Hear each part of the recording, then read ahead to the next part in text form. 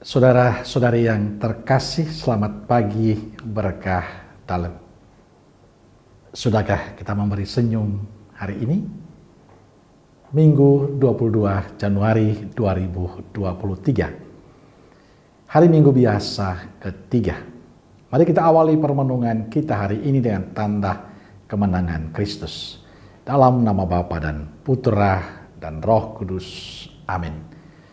Permenungan kita diambil dari surat pertama Rasul Paulus kepada jemaat di Korintus, bab 1 ayat 10 sampai 13, dilanjutkan ayat 17.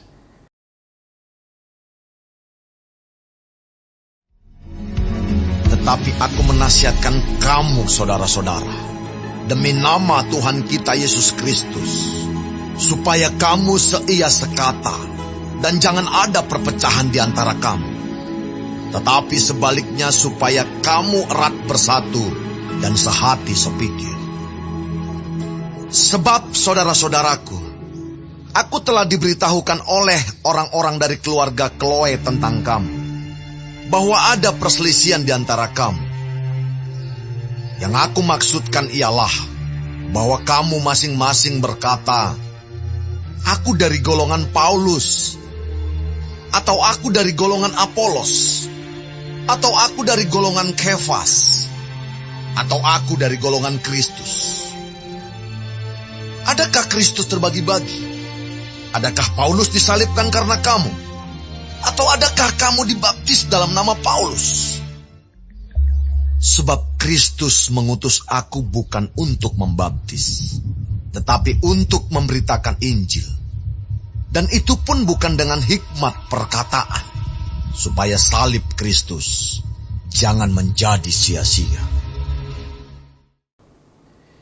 Saudaraku yang terkasih, permenungan kita hari ini sengaja saya ambil dari bacaan kedua minggu ini, dari surat pertama Rasul Paulus kepada jemaat di Korintus. Dalam bacaan ini kita mendengar Paulus menuliskan surat kepada jemaat Korintus, dan penyebabnya karena Paulus prihatin atas beberapa kejadian yang terjadi di Korintus. Ia mendengar laporan tentang adanya perpecahan dalam jemaat. Akar perpecahan adalah mereka menyukai pemimpin tertentu. Perpecahan terjadi karena sikap mengagumi manusia. Mereka mengidolakan para pengkhotbah, para pengajar atau para misionaris tertentu. Akibatnya jemaat terpecah menjadi beberapa kelompok dengan menjagokan idolanya masing-masing. Paulus menegur mereka, ia mengingatkan mereka bahwa mereka adalah satu keluarga.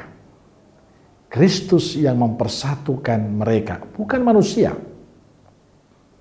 Nasihatnya indah dalam suratnya. Saudara-saudaraku, aku menasihati kamu demi nama Tuhan kita Yesus Kristus, supaya kamu seia sekata, dan jangan ada perpecahan di antara kamu. Sebaiknya hendaknya kamu erat bersatu dan sehati sepikir.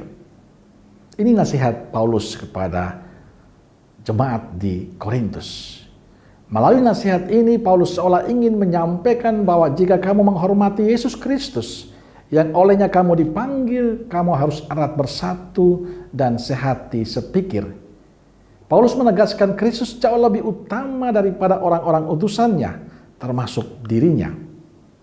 Saudaraku yang dikasihi Tuhan, mungkin saja hal ini terjadi atau sedang terjadi dalam kehidupan kita orang beriman. Kadang kita menciptakan kelompok-kelompok dalam kehidupan menggereja kita. Kadang kita menciptakan kelompok-kelompok dalam kehidupan bersama kita dengan yang lain. Baik itu berhubungan dengan suku, daerah asal, atau mungkin karena hobi tertentu. Akibatnya kita tertutup pada yang lain. Bila itu terjadi, sebenarnya kita telah menciptakan bibit-bibit perpecahan dalam kehidupan bersama kita. Kadang kita membiarkan keinginan-keinginan pribadi dan kelompok kita tumbuh dalam kehidupan gereja kita, tanpa kita sadari bahwa itulah awal perpecahan di antara kita. Maka kita perlu kembali pada jalan yang benar dalam kehidupan beriman kita. Kristus adalah dasar kebenaran kehidupan beriman itu. Dialah satu-satunya yang kita tuju. Hanya Dia yang layak dimuliakan, bukan manusia. Kalau ingin ini yang terus terjadi, maka kehidupan kita akan menjadi sesuatu yang tidak menarik bagi sesama yang lain. Maka saya ingin mengajak saudaraku terkasih dalam kehidupan menggereja kita. Kita berusaha untuk sehati, seia, sekata, untuk mewujudkan mimpi bersama menjadi berkat bagi sesama. Singkirkan keinginan-keinginan yang cenderung merusak kebersamaan kita. Singkirkanlah keinginan-keinginan yang cenderung mengkotak-kotakan kehidupan kita. Karena itulah bibit dari sebuah perpecahan dan keruntuhan dalam kebersamaan kita. Tapi kalau kita sehati, seia, sekata, hanya dengan tujuan yang sama, memuliakan Tuhan, maka berkat itu akan menjadi kekuatan dalam kehidupan kita.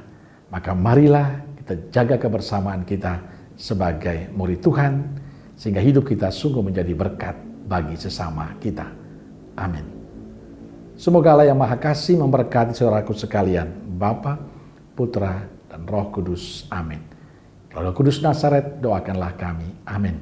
Berkah dalam.